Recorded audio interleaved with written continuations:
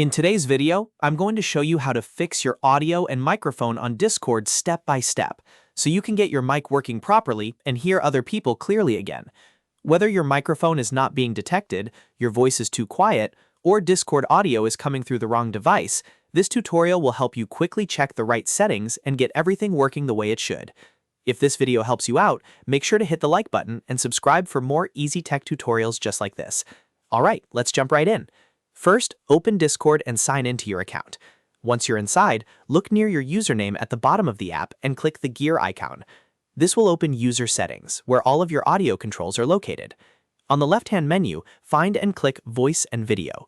This is the main section where you can fix both your microphone input and your speaker output. Let's start with the microphone first. Under the microphone section, click the Input Device dropdown and choose the correct microphone.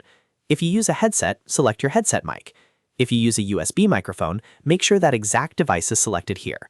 A lot of Discord audio problems happen simply because the wrong input device is chosen, so this step is really important. After that, increase the microphone volume slider if your voice sounds too quiet, or if people can barely hear you. Move it up a little at a time until your voice sounds clear and strong. Next, test your microphone directly in Discord. Click the Mic Test option, then speak normally and watch the input bar. If the bar moves when you talk, that means Discord is detecting your microphone properly. If it does not move, double-check that the correct input device is selected and that your microphone is plugged in securely. Now let's fix the output side, which controls what you hear from other people in the call. Under Output Device, select your headphones or speakers. Just like with the microphone, make sure the correct device is selected so Discord sends sound to the right place. Then increase the output volume slider if the audio is too low. This can help if people sound quiet even though the call is working. Once you've finished adjusting both input and output, try joining a voice channel or making a test call to confirm everything is working properly. In most cases, these simple settings will solve audio issues on Discord very quickly.